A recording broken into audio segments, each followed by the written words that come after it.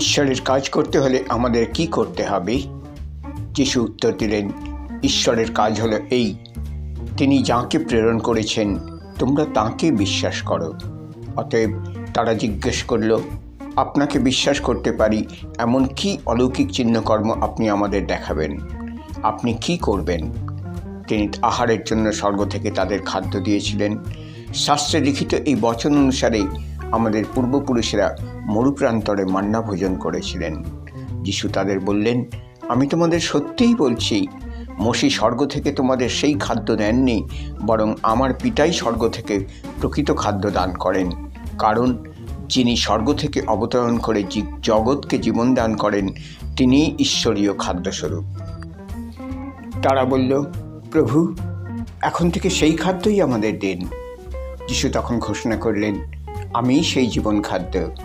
যে আমার কাছে আসে সে কখনো ক্ষুধিত হবে না, এবং যে আমাকে বিশ্বাস করে সে কোনো দিনই পিপাসিত হবে না।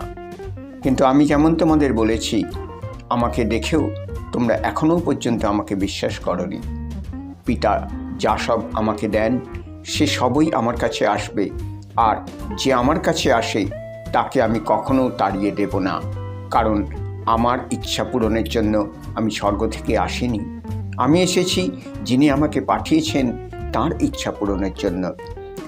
আর যিনি আমাকে পাঠিয়েছেন তাঁর ইচ্ছা এই, তিনি যাদের আমাকে দিয়েছেন আমি যেন তাদের একজনকেও না হারাই, কিন্তু শেষের দিনে আমি যেন তাদের মৃত্যু থেকে উত্থাপিত করি।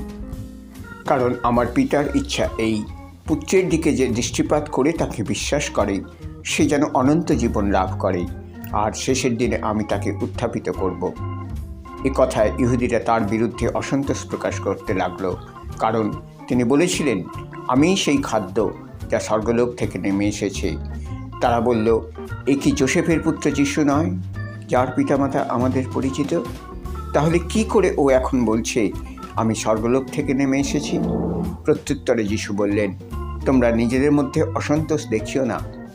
পিতা যিনি আমাকে পাঠিয়েছেন তিনি আকর্ষণ না করলে কেউ আমার কাছে আসতে পারে না, আর শেষের দিনে আমি তাকে উত্থাপিত করব।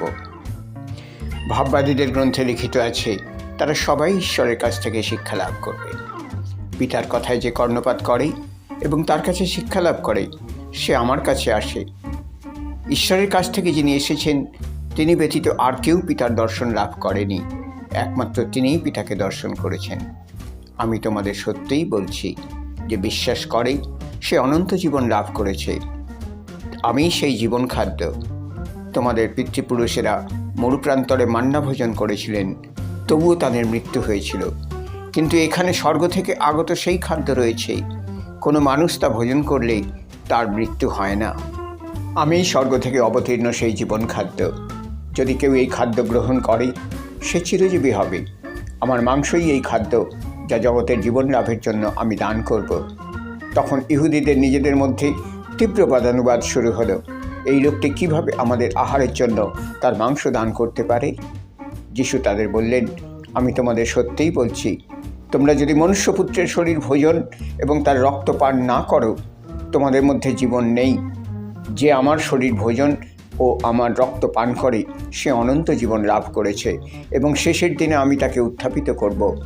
কারণ আমার মাংসই প্রকৃত খাদ্য এবং আমার রক্তই প্রকৃত পানীয়। যে আমার শরীর ভোজন ও আমার রক্ত পান করে সে আমার মধ্যে থাকে, আর আমি তার মধ্যে থাকি।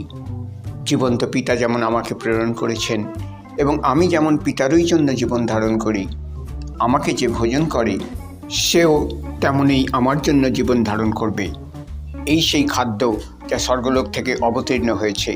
তোমাদের পিতৃপুরুষেরা মান্না ভোজন করেছিলেন, তাদের মৃত্যু হয়েছে, কিন্তু যে এই খাদ্য ভোজন করে সে চিরকাল জীবিত থাকবে।